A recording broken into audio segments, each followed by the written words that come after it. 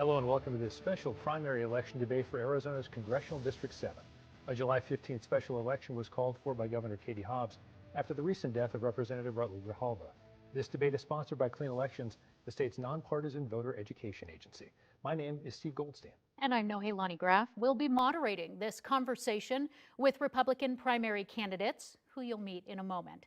Democratic primary candidates are also going to have an opportunity to debate.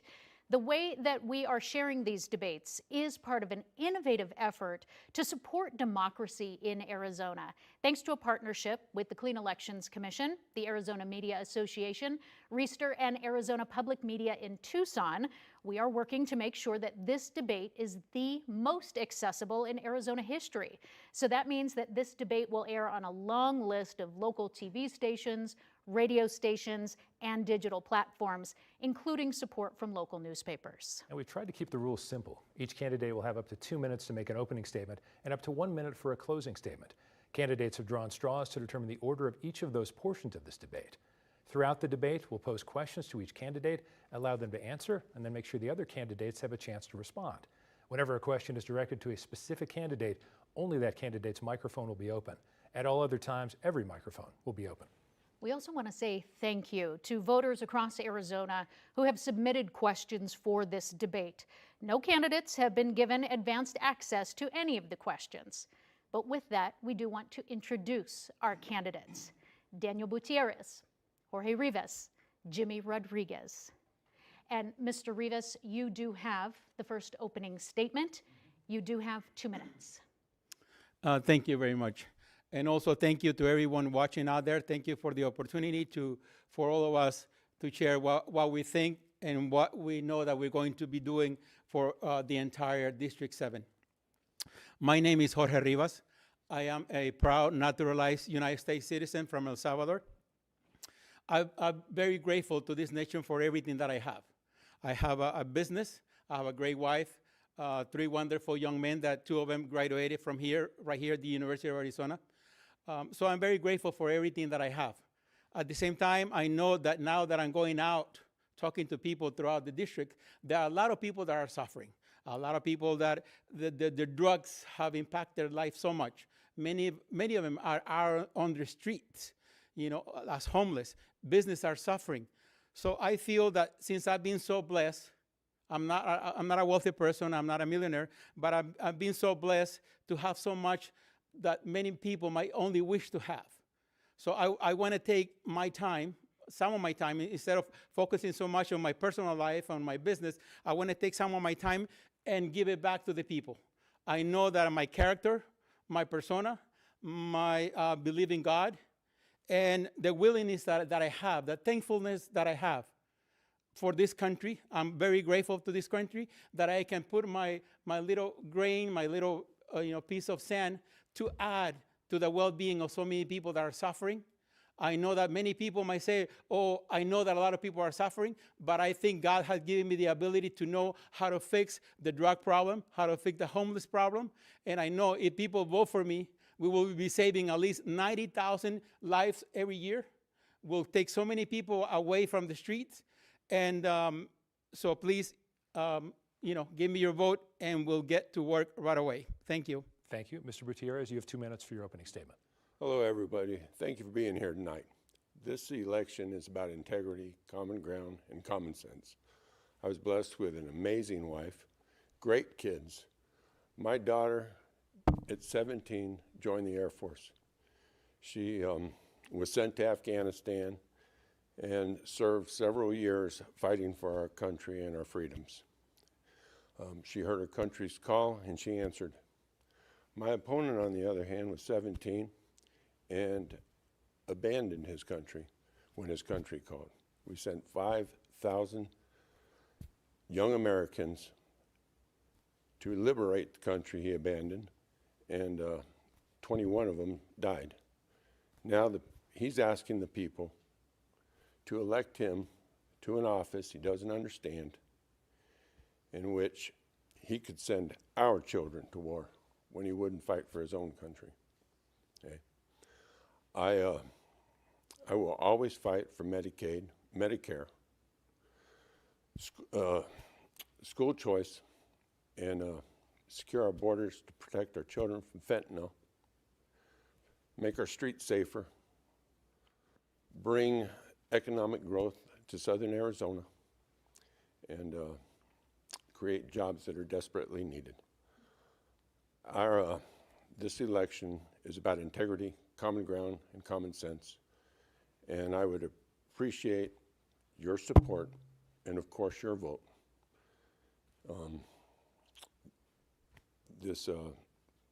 Together, we're stronger. Amen. Thank you. And Mr. Rodriguez, you have 2 minutes for your opening statement. My name is Jimmy Rodriguez. I'm running to represent Arizona's 7th District. I'm not a polished politician. I'm a father, a husband, and a businessman. I spent most of my time in construction, vehicle acquisitions, and racing. In 2022, I lost my son to a horrific incident. And for the last 3 years, I've been fighting the federal government for answers and policy change. I've contacted my elected officials and haven't got any results back from them. I've effected change in policy, and I'm running to be the representative that I needed at that time in my life, to represent the people and make real change. Thank you, gentlemen. Let's get to our first question. It relates to very current events. And Mr. Butierez, let me start with you, and then we'll go down the line, gentlemen. President Trump, in addition to having National Guard troops sent to Los Angeles, has now released 700 Marines to go to Los Angeles in response to protests related to ICE raids. Do you support that kind of action, Mr. Butierez? Well, it is a mess over there, and I've been following it, and it's like someone took the bottle from the baby and now they're throwing a temper tantrum, is what I'm seeing over there. This was caused because we ignored our laws. Everybody ignored the laws that were on the book, and they opened up the border. Everybody got spoiled, and now I believe something needs to be done. They need to be held accountable. So yes, I agree with it. May I ask a very quick question then? Yes, sir. But in many cases, the people who are involved in the protests are American citizens. These are not necessarily folks who have come in undocumented, illegally, however you want to phrase that. So I guess I'd want to ask a follow-up. If this were happening in Tucson, for example, in your back door, your hometown, how would you feel about that? Same If way? they were throwing rocks at police cars, I would want them to be held accountable, which is what I witnessed they're doing over in California. They're throwing rocks at the police officers, spitting on the police officers. We've been watching it. It's not a peaceful protest. It's a very violent protest. Okay. Mr. Rivas, to you as well, sir. Thank you for the question. I feel that President Trump is just trying to enforce the laws that we have on the books. And I put everything that is happening right now, the chaos that we see, I blame it 100% on Biden and his administration. Because if he really wanted to help people when he first went into office, he should establish a system to where people will come in legally and we will know who they were. Were they criminals? Were they good people? Who are these people? Now, at this time, when he let in 12 millions or how many millions he let in, we don't know who they are. And that is what's happening. I mean, we had an administration, we have an organization called the Democratic Party that to me is an organization that has become an organization of people that are run by people that lie, just like Mayorkas did when he was saying that this country was safe and secure, the border was secure. He was lying. The organization of Democratic organization has become a chaotic organization because all the chaos that you see is because of what they did. And also, they become an organization that destroys the nuclear families, destroys our cities. So we need to put an end to that. And I'm asking to all the voters to please stop all the chaos. I'm going to follow up with you in just a second on what you just said, but Mr. Rodriguez, I want to give you some time first, 2 minutes, to address the first initial question about what we're seeing playing out in LA and what if we saw that same protest response happening here, was it right to send in the National Guard, the Marines? Okay. I see you're referring to it as a protest, but it looks like complete chaos to me. I support Trump in federalizing the National Guard. I think the National Guard needs to have a presence there, especially how we've seen it escalate throughout the past 3 days in California alone. And I blame that on the governor, honestly, of California for not being strong enough in getting the illegals out when he should have. So, Mr. Rivas, I want to come back to you for a moment because you said, you talked about people not following the legal path. So what do you think about the tactics of ICE showing up, say, at asylum court for people who are following what most lawmakers have encouraged them to do, show up for their court dates when they're asylum seekers, and then ICE is showing up outside? Yeah, they are looking for, well, they are, like you said, that some of them are going to court. But the problem is, and it still for me is the big question, why that was the Biden administration let in so many people when they knew that that was not the right thing to do. They didn't care about the citizens of this country. The first job of the President of the United States and the authorities was to protect the people of the United States. And if the authorities are going to pick up those people, they're just following the law. And I think we need to follow the law because if we don't, we become a banana republic, and that's not acceptable. Mr. Butierez, I want to ask you, under the Trump administration, then, do you feel that our border is more secure, and do you support how ICE has been carrying out their apprehensions and moving people back out of the country? I believe the border is much more secure. They've implemented the laws. The Border Patrol are now working at the border crossings, which they weren't doing before. I'd like to address the banana republic. The reason we have banana republics is because in other countries they have given up their gun rights. They took it more to a hunting. And once they do that, they no longer have a reason to defend themselves or a way to defend themselves. And we send our children all over the world to fight these wars, which we need to bring to an end. So, Mr. Rodriguez, I want to ask a little bit of a philosophical question. And I don't want to stereotype the three of you running as Republicans, forgive me, but there had been a conservative point of view that the federal government's stepping in too much on states' rights. So I want to reframe the question related to, again, whether you see it as a riot or a protest. Does California, regardless of whether you approve of what Gavin Newsom has done or not, does California have a right to protect its sovereignty as opposed to President Trump deciding to send in? Because in essence, the governor of each state is supposed to be in charge of his or her National Guard. Sure, but when you have government property, which is why the National Guard was federalized, to protect federal property, I find that that's acceptable. Now, the National Guard's not getting involved with what's going on currently as of yet, but they're there. And I think that shows a presence, and it shows a sense of force. Mr. Butierez, you want a quick follow on that? sure. Well, first off, like I said in the beginning, they were throwing rocks at the federal vehicles and attacking federal officers. So it's no longer a Gavin Newsom thing. President Trump and the federal government have a right to go in and protect their officers. So, Mr. Rivas, is there a pathway to citizenship in your eyes? 1 minute. For the people that follow the process, yes. I mean, everything needs to be done by the books. If the laws are unjust or unfriendly or they're not correct, let's work, on making the laws the way that it should be. But as far as I know, the laws have been on the books for many years. It was the same laws that were used by Obama, by Bush, and every other president since.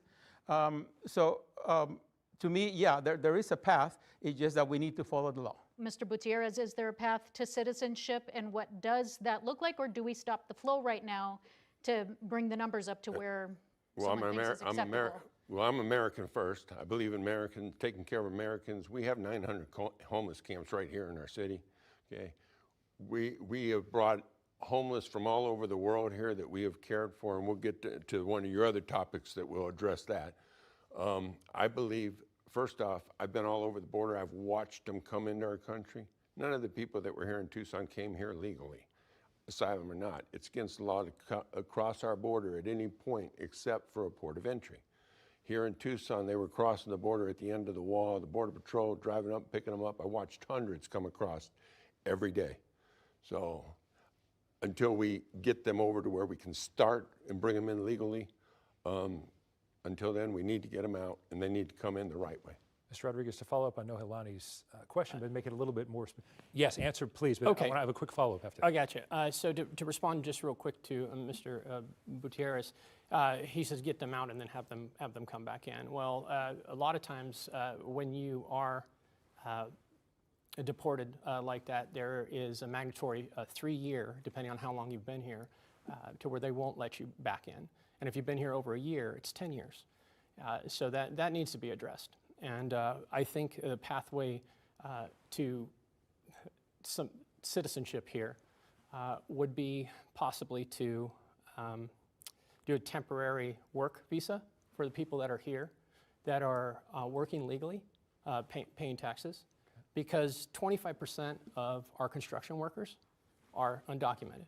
48% are in the farm industry.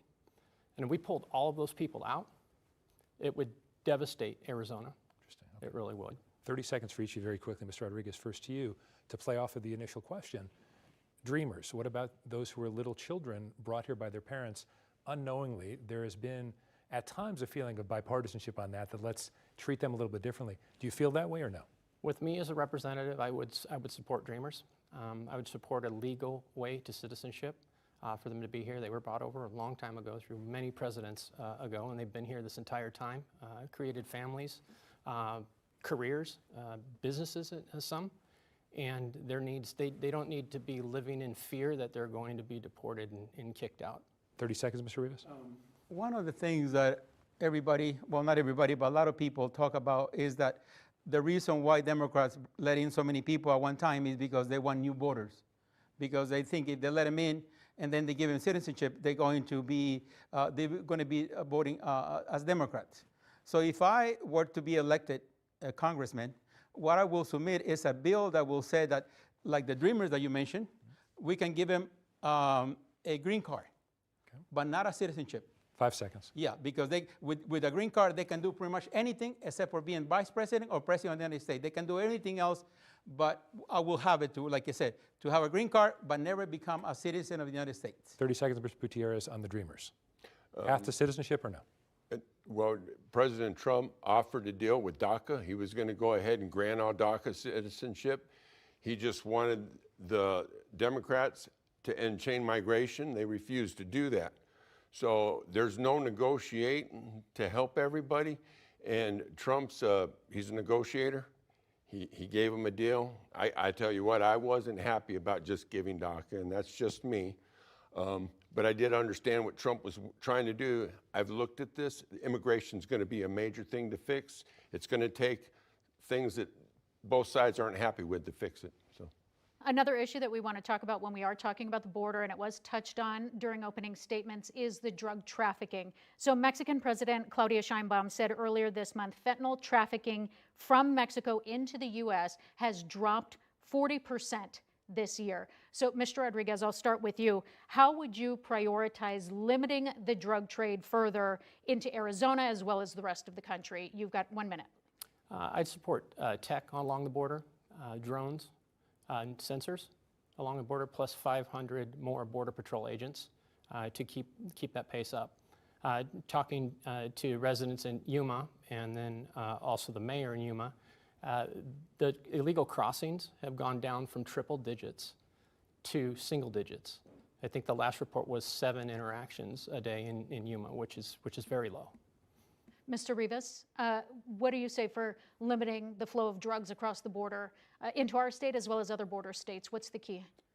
A few months ago, maybe a year ago, when President Trump met the president of China, he asked him, President Xi, how is your drug problem in China? And the president said, we do not have a drug problem in China. And the same things for many other countries around the world who have the death penalty for people who are trafficking, who are selling drugs or bringing drugs into their countries. It's not necessarily that they're killing those people, but once people know that if you go to that country with drugs, you're going to face the death penalty, people do not take those drugs to those countries. So I think President Trump is, I believe he's interested in something similar. And as a congressman, I will talk to other congressmen and make sure, and to try to get, if we can, a support to pass a law, to pass a bill, to give it to the president, to see if we can install here that in the United States as well. Because the death of 100,000 people is not only outrageous, but in my point of view, is unacceptable. Mr. Butierez, is it a hard line on if you bring drugs in, you face strict penalties, or is it, as Mr. Rodriguez said, we need more tech to stop the flow of drugs into our country? Well, for starters, we need to finish the wall. We need to finish it so that we can direct people to the port of entries, so they're not just coming in anywhere they want. I've watched them bring drugs into the Arizona through the end of the wall because the Border Patrol were busy and we didn't have enough Border Patrol and the ports weren't manned. We need to finish the wall. I have been with drone operators that have been down the wall with high-tech drones, and we need more Border Patrol officers. Gentlemen, let's move on to an entirely different kind of topic, economy and all the things that are under that umbrella. Mr. Butierez, let me start with you. So the so-called Big Beautiful Bill is now in the Senate, and we'll see if there are any changes made. But at this point, specific cuts related to Medicaid have been proposed. More than 200,000 people in this district, CD7, rely on that health care coverage. Would you support those Medicaid cuts? And if you did, is there some alternative proposal you'd have to help cover those people? Well, for starters, in my opening, I said I will always fight to protect your Medicaid and Medicare. Okay. That they're only cutting out the fraud and abuse in that. And let me explain an example real quick. As I'm a business owner, I hire hundreds of employees here in Tucson and CD7. And if a guy came to me and asked me for a raise and said, hey, I need a raise so I can get medical insurance, okay? Now there are employers, and lots of them, they could say, hey, check this out. How about I give you a pay cut and I pay you cash the difference, and then you can go down and get access, which is Medicaid, okay? Those are the kind of frauds that are happening, and those are the kind of frauds that the big beautiful deal is getting rid of. So let me ask you a very quick follow-up, though. Even when Elon Musk was doing Doge, which of course is still active, but specifically on Medicaid, there are some people who are concerned that the fraud is a real thing, as you're saying, but it's almost like throwing the baby out with the bathwater, that you're also going to affect potentially hundreds of thousands of people who have not been committing fraud because there is cynicism to some extent about Medicaid and about that relation to fraud. Do you think it is worth making these enormous steps to modify Medicaid to get some cases of fraud, or would you like to see it done in a slightly different way? We are in a financial spot. I mean, our whole country is getting ready to go bankrupt. We need to do something. We just keep kicking the can down the road. I'm absolutely amazed that we got this president in there that's actually doing it. Doesn't care if everybody's mad at him and everybody's attacking him. Everybody always talks about doing this, and nobody ever does it. He's doing it. Let's let him do it. Mr. Rivas, you're a businessman as well. So when it comes to supporting the Big Beautiful Bill, and if it includes cuts to Medicaid, as we mentioned, 200,000 people in your district, do you still support it? Do you find a way to fight for it? How do you do that? I feel that the president is a good man. He cares for the people of the United States. And he's looking in the long term, you know, how this country is going to be 5, 10, 20 years in the future. Because many experts in the field say that if nothing is done properly to address all the issues that we have financially, the country is going to go bankrupt. You know, we will not be able to pay the debt, we will not be able to pay the interest on the debt, and so on and so forth. So I think the president, it might sound a little rough or tough at this moment, but I think he's doing the right thing.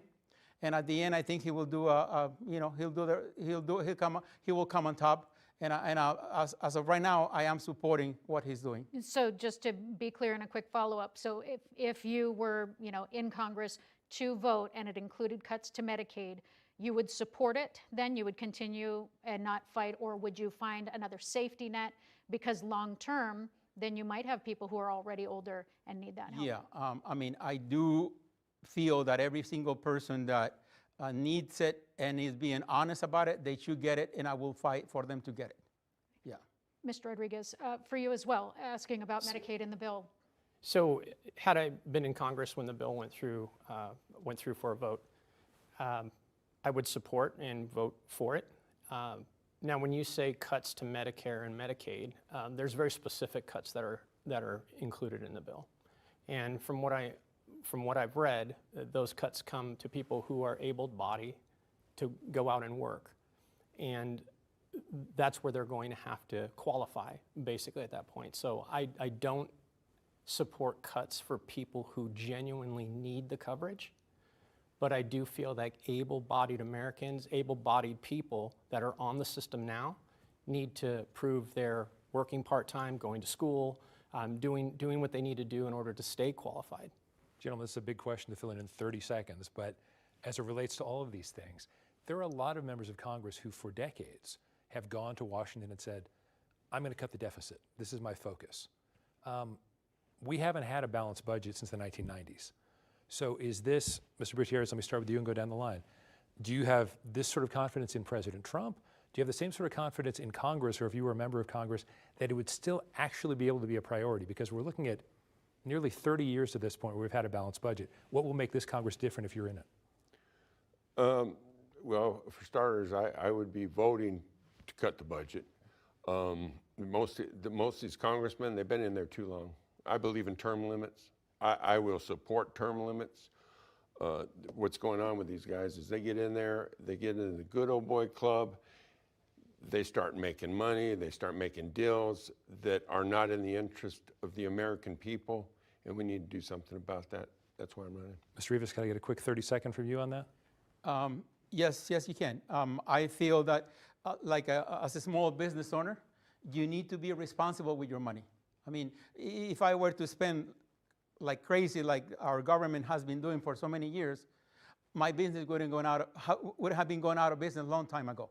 So we need to be responsible, and I have been responsible. I've been in business for over 30 years, and we have done great, and that's because we have common sense, and that's one of the things that are going to be using in Congress, because we have too many people that have no common sense, and I'll be there to take care of business. Mr. Rodriguez, how big a priority would the deficit be for you? The deficit's a big priority, and I wouldn't be running if I didn't have confidence in the president, in the administration that's in there now, that we could really make a change and we can get that under control.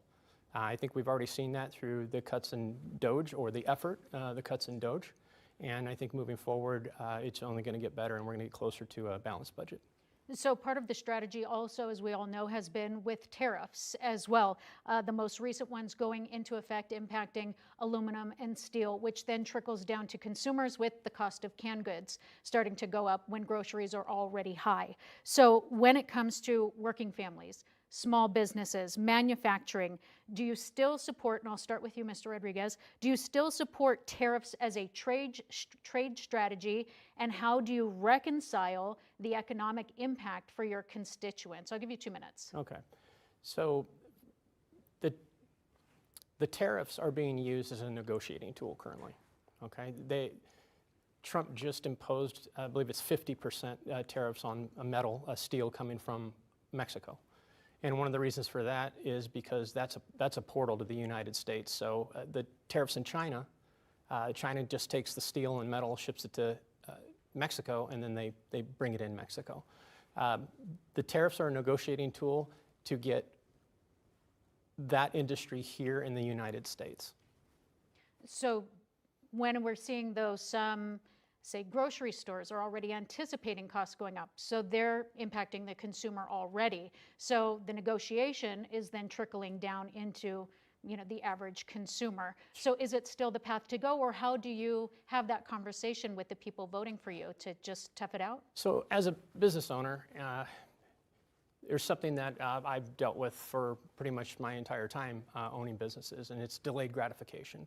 So it's, you make an investment, you work, you try to pull profit out of your business, and it's a delayed effect.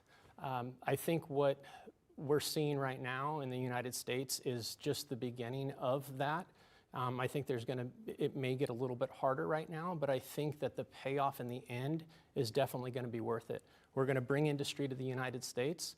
We're going to start to produce something again. And that goes to show with even in the bill some of the tax incentives that Trump has put. The 100% write-off is back for the first year. If you are a business owner or you want to start a business and you go out and you buy a building or purchase a building, you can write off that entire amount of that purchase or any equipment the first year. And if you're over, you can continue to eat up that write-off years down the road. And before it was 30 years, you had 30 years to write that amount off. So, Mr. Butierez, then do you support the use of tariffs moving forward, or is there something different that has to happen for the consumer in the end to go get on board with this and go, yeah, because it's hurting their wallets? Hey, I actually was thinking what Rodriguez was saying, and I believe the tariffs need to be done. Yeah, I've talked to the port authorities. It's something that has to be done. We've been getting ripped off for far too long. They've been taking advantage of us.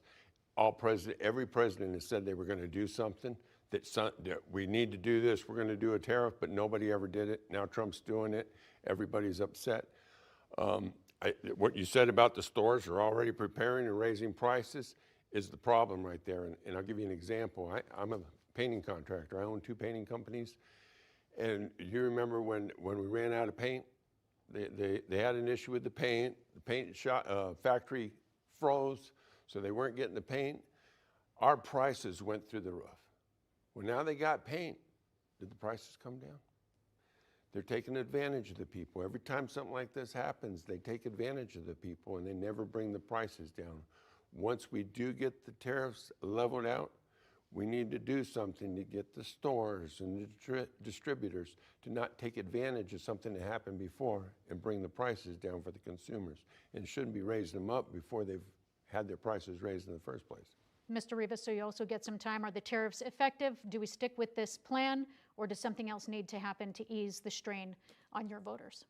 I will answer your question in just a little bit. But first of all, I would like to use my time to respond to what Mr. Butierez said about me in the first opening statement. He was accusing me of deliberately leaving my country. Maybe he doesn't know, but I left the country as a child. Mr. Butierez, normally children do not fight in war unless they are kidnapped and they're forcibly to do that. So please, make sure the next time you accuse me of something, make sure you say something that is true. But beside that, my family, who was members of my family, like my uncle, they were old enough to fight. Not only they fought the communists, but also they died. So I'll appreciate if you are a little bit more truthful with your statement. So respond. Thank you very much. 30 seconds. I was very truthful. You were 17, you weren't a child. My daughter was 17 when she went and fought for our country and our freedoms. So there was nothing untruthful about what I said. Thank you. Mr. Rivas, I do want to get us back on track and find out where you stand on the tariffs. Do we continue with them, or is there something that needs to happen to ease economic strain? Yes, Mr. Butierrez, yeah, there is some truth because first of all, you don't know when I left, okay? I know you left when you were 17, Well, you told me. You were not there. You told me you left when you were 17. You told me you left when you were 17. You were not there. Doesn't matter, you told me. Did you lie to me? No, you were not there. But you told me. As a matter of fact, you told LD20 that you left at 17. Yeah, but for you to say that I left and I pretty much I was quitting, I wasn't quitting, I wasn't leaving them alone. I was not old enough to enlist, but according to the U.S. Salvadorian government armed forces rule. So, gentlemen, I understand this is a deeply personal issue for both of you, where you're coming from, but for the sake of the viewers and for the voters, let's try to get them some more substantive answers on the issues that matter to all of them. So one more time, please, 1 minute. Tariffs. Continue on this path or find another way. President Trump is a deal maker, and everything that he's doing is to make the best deal. As a president of the United States, he's trying to make the best deal for the country. And I know at the beginning it might be a little bit tough. At the beginning, maybe some things will go up or go down, but at the end, he will come up successful, and I support what he's doing. Mr. Butierez, let's change topics. Let's go back to when you were running in 2024. You proposed a work program for unhoused people, and you would put those unhoused people in empty prisons. Are you still in favor of that, and why? Because to some people it's going to sound very inhumane. Absolutely. And the reason I'm in favor of that is because I've actually implemented it with my company. I hire the homeless, I give them an opportunity, I help them get on their feet, and giving them an opportunity to work, to earn their self-esteem, gives them an opportunity to leave that life that they're at right now behind. As a matter of fact, I went and spent some time with Mr. Humberto Lopez. He offered me 30 minutes to go talk to him. I wound up there with him for over an hour. He wanted to hear my plan from start to finish. He was so impressed with it. He actually said we should partner up with this guy. So briefly to follow up though, you have made it a component as well of an affordable housing plan. So talk a little bit more about that, 30 seconds please. Okay. Once we get them in the program, and they get a choice, they can either go to jail where they'll hold because they're about breaking laws, they're all doing drugs, or they can go to a treatment facility. They have a choice. Once they go to the treatment facility, okay, they go through a 30-day detox, completely off drugs, no methadone, none of that. Get them off the drugs so that we can start getting their mind right, okay?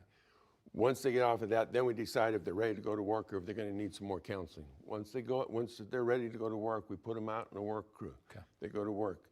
A third of that goes to cover the room and board. 2/3 of it goes to their self, and then they can go buy some affordable housing that they pay for that we don't. Okay, Mr. Rodriguez, I'm going to give you a minute on this. Affordable housing generally, and what do you think of Mr. Butierez's plan?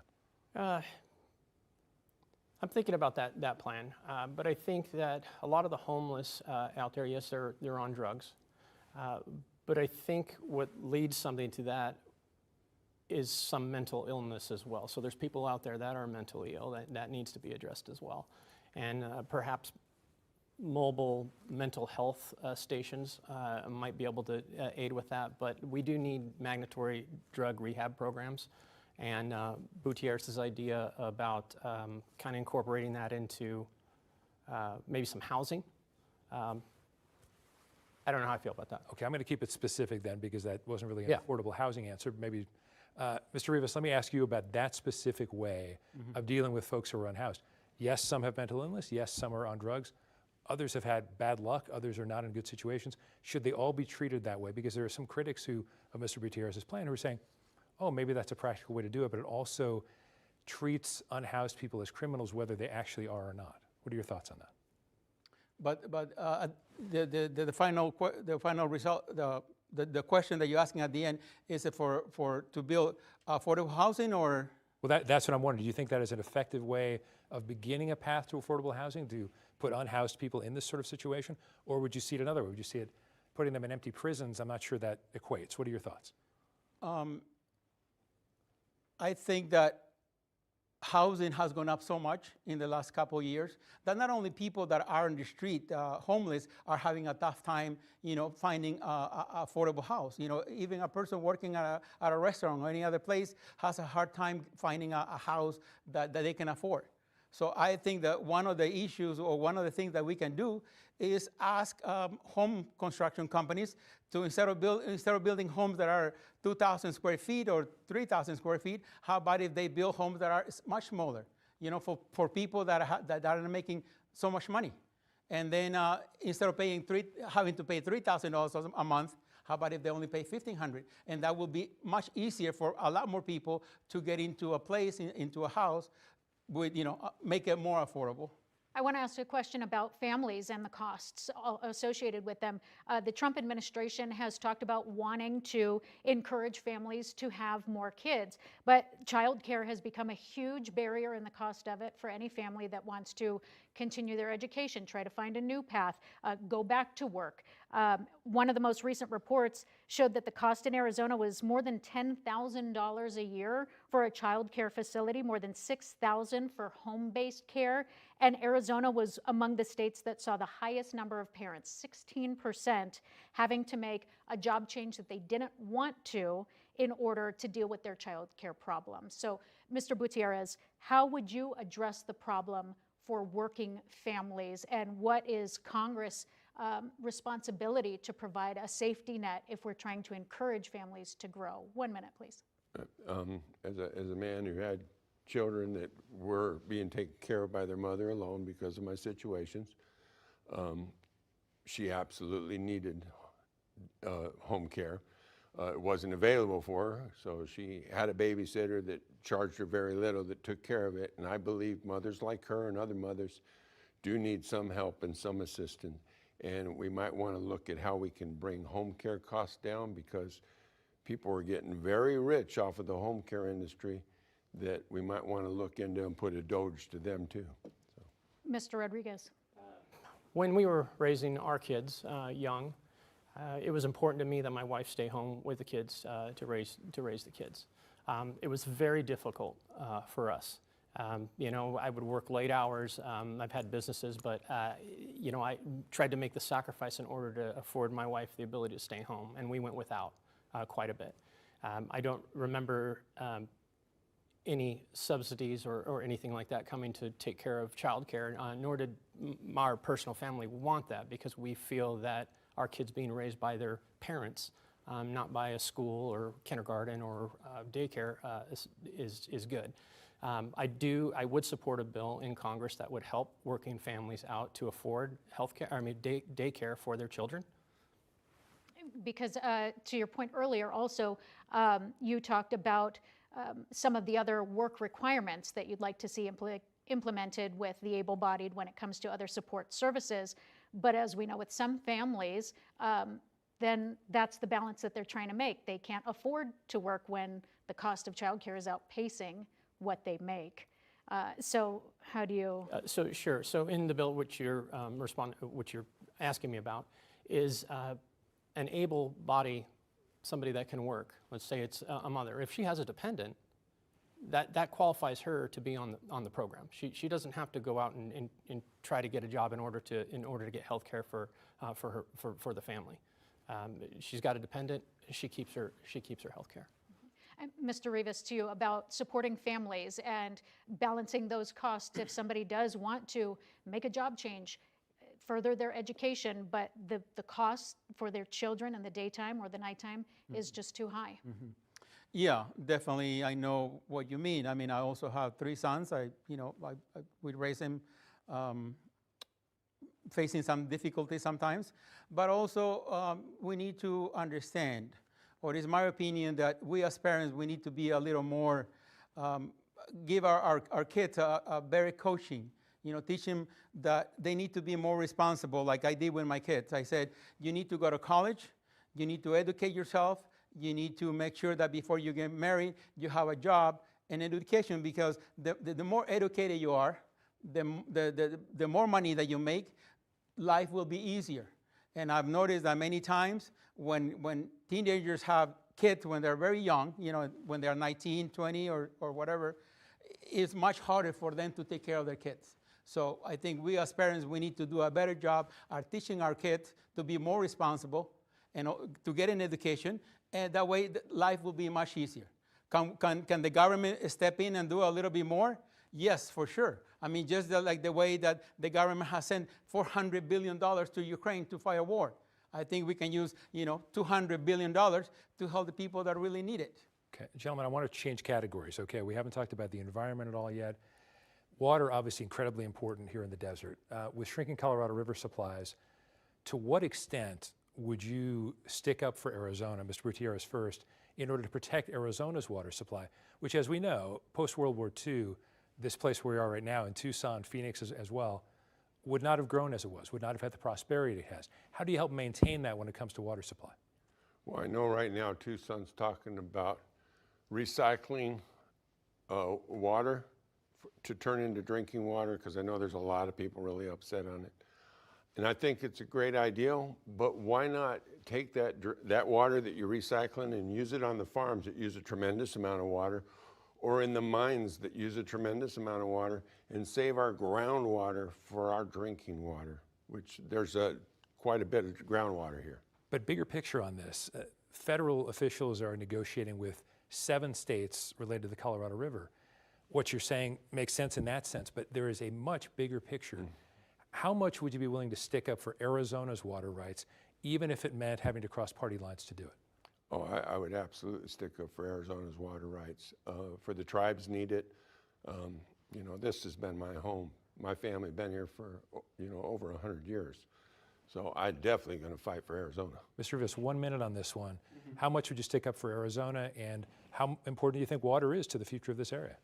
I think we need to learn a little bit from countries in the Middle East, especially Israel, who has a very great program about desalinization. So I think it will be important, it will be smart to work with them, to learn, and see if we can make a treaty with Mexico, you know, to let us, you know, do something in the Sea of Cortez. Because I think if it's not raining, if there is not enough snow in the mountain, it will be hard to get, you know, plenty of water. But if we can make a deal to where, with the new technology that we have nowadays, we can have maybe 1 plant, 2 plants, or maybe you know, 5, who knows how many, and we can bring the water, and that should give us enough water for irrigation or for so many things that we will need in the future. So I think we need, in the long term, we need to look at what, like I said, what Israel is doing and many other countries in the region to make sure that we have water, not depend so much on groundwater or the rain that unfortunately we are not getting. And Mr. Rodriguez, how much of a stake does the federal government have to take then when it comes to states' water rights and standing up for Arizona? Does Congress need to incentivize having more of a plan for groundwater pumping? I do think that we need to step up and we need to stick up for Arizona's water rights. I've got a business in Yuma, and one of my customers owns a 10,000-acre farm out there, and we've got very high water rights out there, but they're being renegotiated in 2026, and that's something that we really need to look at. 90% of the vegetable crop in winter comes from Yuma, and I think that's something that we really need to look at. And also, just as a quick follow, we've also seen you know, other countries buying out land in Arizona, right? So does that need to be regulated? That definitely needs to be regulated, because what is happening now, and I believe it's Saudi Arabia, so we're taking hay and alfalfa, growing it out here in Arizona, and it takes a tremendous amount of water to grow that. They bale it up and then they ship it overseas, and they ship it over there because it's actually illegal to grow it out there. They can't use the water to grow it out there. So meanwhile, they're taking the water from here and shipping it overseas. So I would possibly propose something like an export tariff on anything like that that's going to be sent overseas. And I think that will quell that situation pretty quick. Not much time left in the debate, gentlemen, so we're going to ask for some quick answers here, 30 seconds for each of you. First question, and Mr. Rivas, this goes to you first because you invoked it. To what extent should the U.S. be engaging in financial support for countries like Ukraine, and though it's a different category, Israel as well? How would you prioritize that? If it affects the United States directly, I think we should prioritize it, but not just to spend money just because we want to give, you know, what they call the big corporations that make weapons and missiles and all that. I mean, if it's going to be for the security and the safety of the United States, we should all, you know, definitely get involved, help them out, but not just to make money, because you know, these wars, they kill so many people, and it's just not right. Mr. Rodriguez, 30 seconds on that. I think our responsibility as a country is to not inflict any harm on other countries. That doesn't mean that we need to go out and just give them $400 billion to do, you know, to fight a war, because that's killing people. I feel that we need to really pull back that funding. We need to focus on our own country, and we need to stop sending so much over there for the support. Mr. Butierez, finally to you on this. How much involvement should the U.S. have? How much money should we be spending? Well, I don't feel we should be giving any money to these other countries unless we're going to get something out of it. I mean, I'm a businessman, and I wouldn't be a successful businessman if I just gave everything away. But that's where I feel on that. We need to take care of our own people. Ukraine, we were going to do a deal with them and buy mineral rights. That didn't go through. It was a good deal for everybody. Ukraine would have made money, Russia would have made money, and we would have been in the heart of the middle of the war, and would have ended the war. But I'm going to ask for a vote in favor, vote against for you. The pushback on mining has been protecting tribal land, former instances with cancer. Oak Flat mining, of course, is a big issue in this district. If it makes it to Congress for a vote and you are there, do you vote in favor of Oak Flat mining or against? Mr. Butierez? For or against? Dang, that's a tough one. I'd have to say for. Mr. Rivas? For. I vote for it. Cleanly. So our last question, and this could be opening statement, closing statement, could all wrap it up, but 30 seconds very quickly. Mr. Butierez first. You're running in a district that has long been leaning progressive. What is the issue that would make you stand out most to voters to say, no, I can actually flip this seat in the political sense? Because one, I'm running for everybody. This is the people, as you saw in 414, Democrats came over with the Republican, we voted together. And I believe that's what's going to happen this time. Okay, because I'm running to represent everybody. Mr. Rivas, what makes you a better candidate in the general election? Give us 20 seconds. It makes me a better candidate because I have high moral values. I'm doing this because I think it's the right thing to do. I'm not doing it for money. I'm not doing it for fame, anything like that. I think I have a mission to accomplish.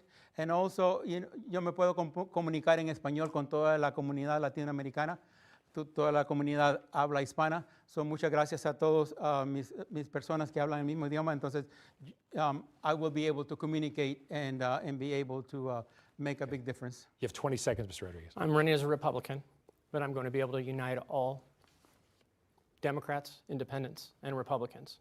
Find a common ground, move forward. I'll break party lines if I have to in a vote in Congress, but I'm going to make sure I do what's right for Arizona. So it's time for our closing statements. Each of you is going to have 1 minute to wrap it up, and to keep you on time, if we have to, we will politely interrupt you if you run over. So Mr. Butierez, you do have the first go at our closing statement. You have 1 minute. All right, well, last time I was at the debate, there were some, not some bad, good things said about Mr. Grijalva, and I would like to take my minute to let, I didn't agree with Grijalva on probably anything, but he did serve this community for 50 years, and he deserves respect for that. Okay. That's all I got to say. Thank you. Mr. Rodriguez, you have 1 minute for your closing statement. My name is Jimmy Rodriguez. I'm running to represent Arizona's 7th District in Congress. I'm asking for your vote because I am the only candidate here that's going to be able to unite all the parties, move forward, and make a difference for Arizona's 7th District. You could find more information on me at jim4az.com. That's Jim, the number 4az.com. And I'd love to communicate with you. Reach out. And Mr. Rivas, you also have 1 minute for your final statements and thoughts. Thank you, ma'am. Thank you all very much. I want to ask you for your vote because I'm the person who can take care of so many problems that this district is having, especially the fentanyl crisis. I am a person who have honesty, integrity, and I also believe in God very much. I also, I have never done drugs or been convicted of any crime like my partner here to the side. He was in jail for over 10 years. He was addicted by his own testimony. He was addicted to drugs. And I think if we want to, many people say, let's drain the swamp. And if we want to drain the swamp, we need to start sending people that have good moral values, common sense, and the ability to communicate and the ability to make full sentences. And I think I will do my best, and I will be the best candidate, the best congressman that this district has ever had. Thank you so much, and God bless you. And we are out of time, I am afraid, so you'll have to take it online to your social media. But we do want to thank each of you for participating in this. We also want to acknowledge Mr. Grijalva's passing as well in the cause for our debates. We appreciate all of your participation. This does wrap this primary debate, though, with our Republican candidates for Arizona's Congressional District 7. We also will be hosting a debate among the Democratic primary candidates. And as a reminder, Arizona's special primary election for Congressional District 7 is on July 15th. The voter registration deadline is June 16th, and early voting starts June 18th. All registered voters, including independents, can participate. Head to azcleanelections.gov for more voting information.